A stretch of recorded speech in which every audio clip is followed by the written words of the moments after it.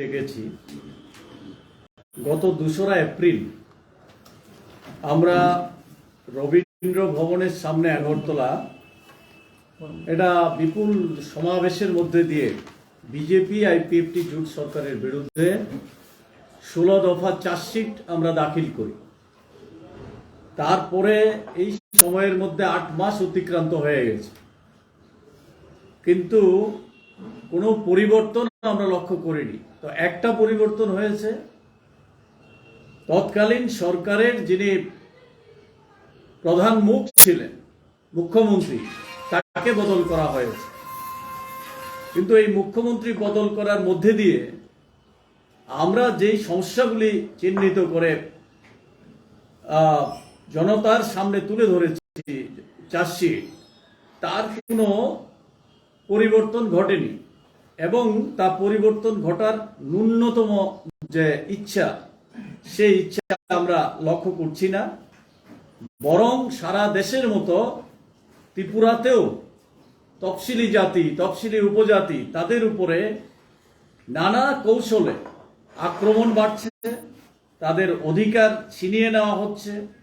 এই ঘটনাগুলি ঘটছে সারা দেশে। যেমন মহিলাদের উপরে 45% আক্রমণ বেড়েছে, প্রতিদিন 10 জন দলিত মহিলা ধর্ষণের শিকার হচ্ছে।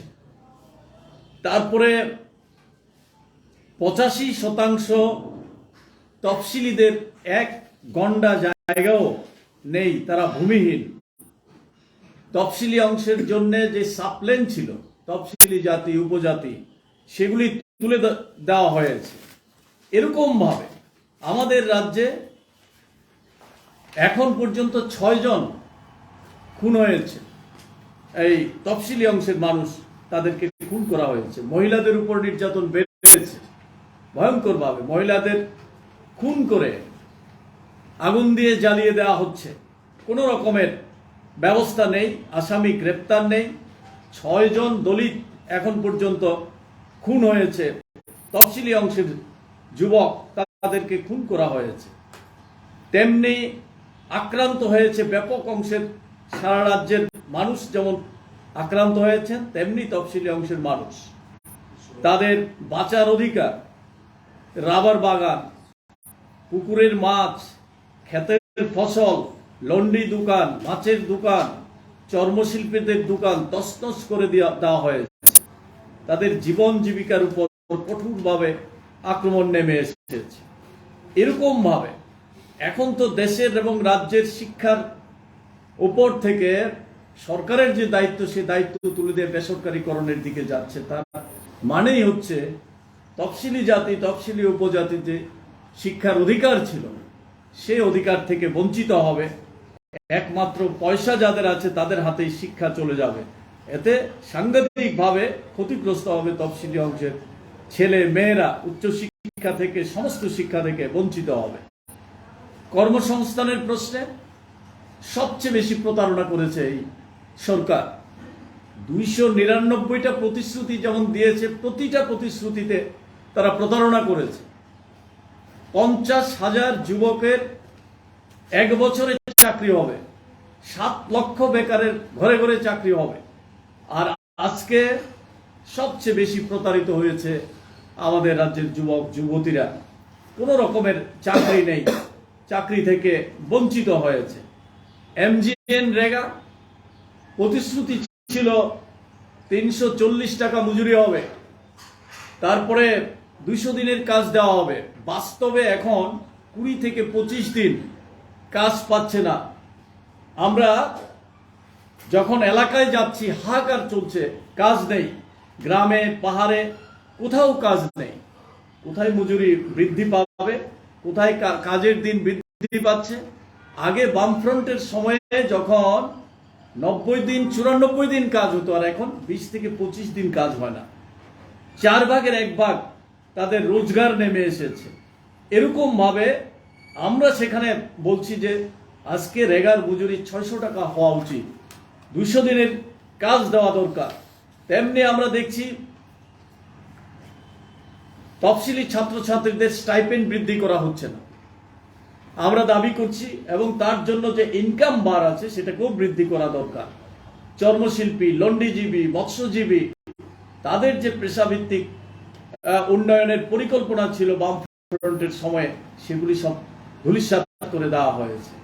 তেমনি যারা সাফাই কর্মী, তাদেরকে ন্যূনতম 600 টাকা করে মজুরি দিতে হবে, এবং এই পেশাভিত্তিক উন্নয়নে সরকার ব্যবস্থা গ্রহণ করছে না, তার ব্যবস্থা করতে হবে। মৎস্য চাষ এবং তাদের সমবায় দুটোই আজকে আক্রান্ত হচ্ছে, সেদিকে কোনো রকমের নজর নেই। একটা সম্ভাবনাময় ক্ষেত্র মাছ চাষ এবং মাছের ব্যবসাকে নিয়ে কৃষকদের সার, ওষুধ, কীটনাশকের সরবরাহ বন্ধ হয়ে গেছে, বেসরকারীকরণ করা হচ্ছে, দাম বেড়ে যাচ্ছে।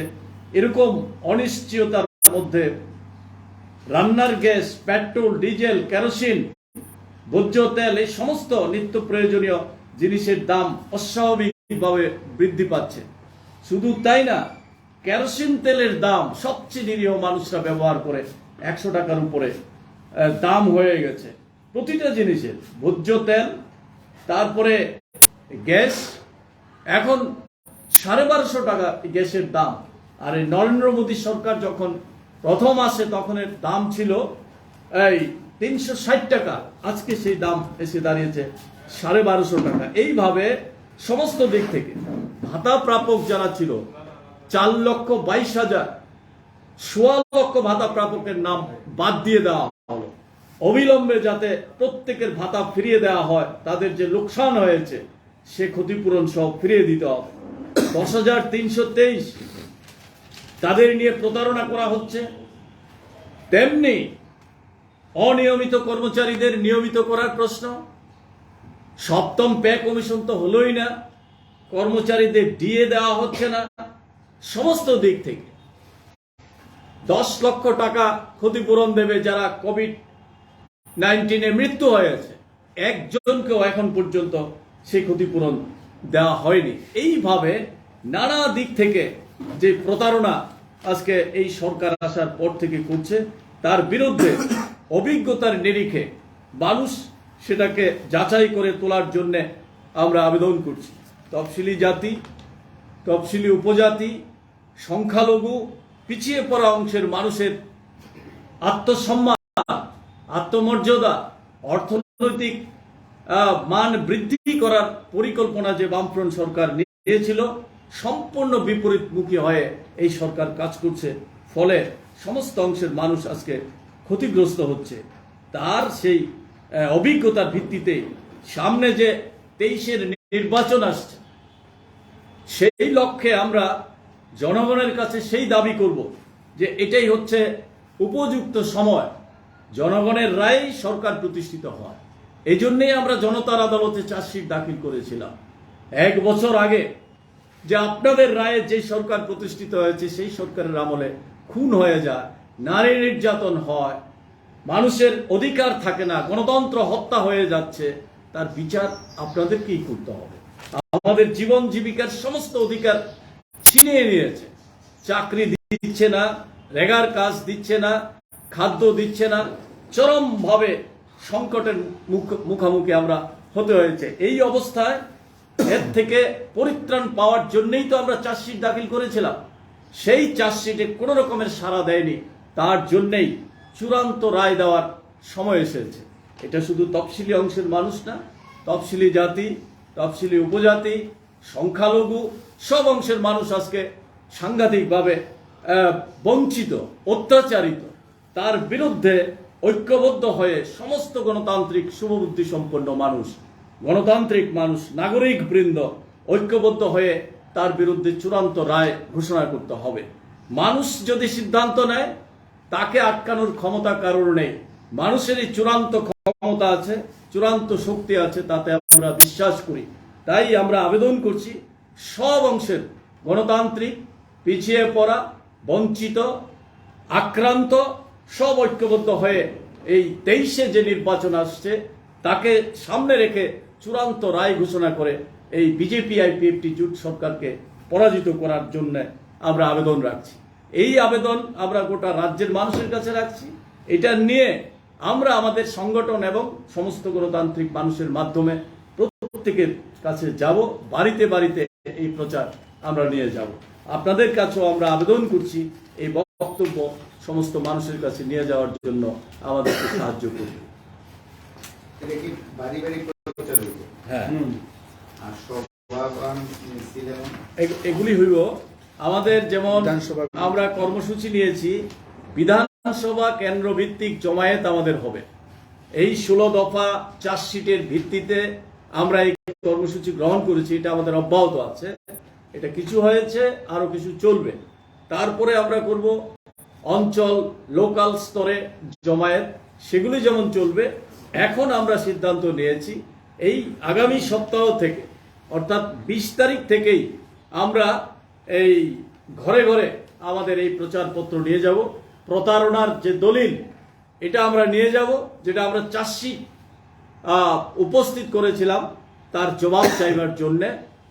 এটাই উপযুক্ত সময়, এই উপযুক্ত সময়ে যেন এই প্রতারণার যোগ্য জবাব দেন, তার জন্যে আমরা সমস্ত এই মানুষের কাছে যাব। এই দুঃশাসনের অবসান ঘটানোর জন্যে গণতান্ত্রিক শান্তিপ্রিয় মানুষের কাছে ত্রিপুরা রাজ্যের শান্তি সম্প্রীতি সুস্থিতিকে ফিরিয়ে এনে আবার একটা উন্নয়নের এবং ভবিষ্যৎ প্রজন্মের ছেলে মেয়েদের জন্য একটা সুন্দর ত্রিপুরা রাজ্য গড়ে তোলার জন্যে তারা যেন দৃঢ়ভাবে এই সরকারের বিরুদ্ধে রায় ঘোষণা করে একটা মানুষের সরকার, গণতান্ত্রিক সরকার প্রতিষ্ঠিত করে, সেই আবেদন আমরা রাখছি।